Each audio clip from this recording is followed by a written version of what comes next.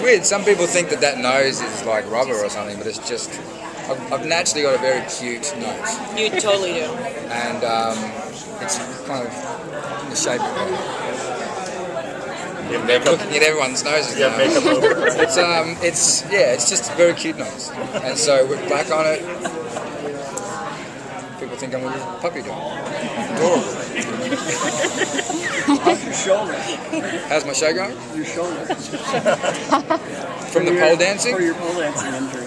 Well, it was actually my bicep. I was working out. You probably noticed I've been working out. I was working out the night before, and I strained this bicep. And then I turned up a set. I got to do pole dancing. I'm like, why today? So I learned from one of the strippers there. Showed me how to do the move, and so I had to put a little extra effort on my right arm, and I hurt myself. But I say I got 4 hard-ons and an arm injury in that one day in that strip club scene, and it was worth them. And but yeah, like I watched that scene, that shot of Wilfred doing the pole dancing, and I'm really impressed. I know this sounds like I'm arrogant, this interview, because it's talking about how cute my nose is, but all the takes aren't like that. There was one good take, and that was it. But when I watched it, I'm like, if I didn't see my face on that, I wouldn't believe it. But I just, sometimes you just get that magic in one take, and if I ever have to do a reel again, it's just going to be pretty much that. At the beginning, a couple other scenes, like a montage of it, like up and down in the middle, a bit more acting, and then that at the end. Why did you want to bring this show to me?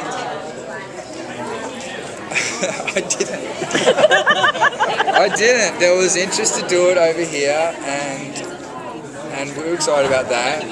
And my managers called me. I was going to go out with a different show here and had some interest in another show that I created back home where I play a human. And I said, when he called me up and said, we think you should play the American Wilfred, I said, I'm not getting that effing dog suit again. And he said, hear me out. And he said, if you don't do it, someone else is going to do it. And I'm thinking, whatever, how can they out Wilfred? I'd like to see it. Good luck to them. I'm like, who are they talking about? And he goes, well, the name's Zach Galifianakis has been thrown. I said, I'll do it. Thank you. Because, I had an immediate image. I thought, that guy would kill it. And then, in a good way. And so I thought, then I had a vision for the show in America and realised it may be successful. And now I love it, I didn't really enjoy doing the Australian show a great deal. It was, a tough show to make. This one's a pleasure every day. It's a lot of fun. Elijah and I just laugh all day. What are the challenges with bringing it to an American audience? Australian music is so different. Are you Australian? Oh. New Zealand. Right. So you hate me. I saw hate in your eyes. I couldn't work it out. Yeah, look, Wilfred, the short film, the 7-minute short film, was at I had 6 screenings at Sundance back in 2003, and I was blown away by the response it got. People really responded to the character, and I realised that the humour did cross the shores, and that it related to dog owners, and so we 2 minutes. We couldn't. A lot of the humour wouldn't translate. A lot of the Australian stuff wouldn't. But with me involved, I kind of by now know what people love about Wilfred, because I have a lot of fans back home that really love the character. So I know what works about Wilfred. But then when we got David Zuckerman on board, he really, he's a master of American comedy. So I really had a lot of faith that somewhere between he and I, that we'd find a fun middle ground. I thought there'd be a lot more pressure to make Wilfred American, and that's something I probably would have resisted. Aussie actors play Americans a lot, but they tend to do it in dramas. Comedy is a different kind of thing, it's really, really provincial. It's like you've got to really be immersed in that society. So for me to try and adopt another region's style of comedy would take a while. But there was no resistance. People liked it. I mean, John Landgraf asked Jeff Quatnetz in the pitch, why is he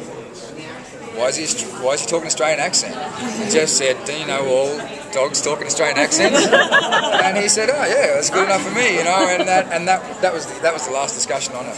So Has this series changed how you look at dogs? it's I don't want one. I don't want one. Yeah, look, it's weird. Dogs, I don't know, maybe, I think dogs look at me differently. I'm not kidding you. I've seen dogs like in shops and stuff, and they just stare at me as if to say, you are he. I'm not joking. And the owners will be like, what's wrong with you? You're never like this, you know, what's going on?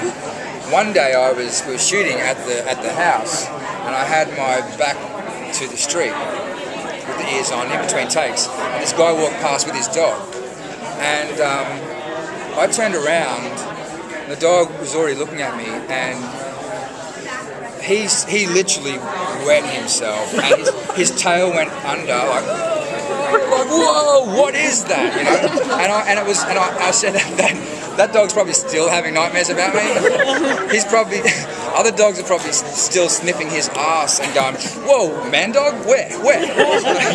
He's out there somewhere. Have you ever worn this suit to see what your cats do? Look, in Australia we've got this Archibald Prize. It's a big portrait competition.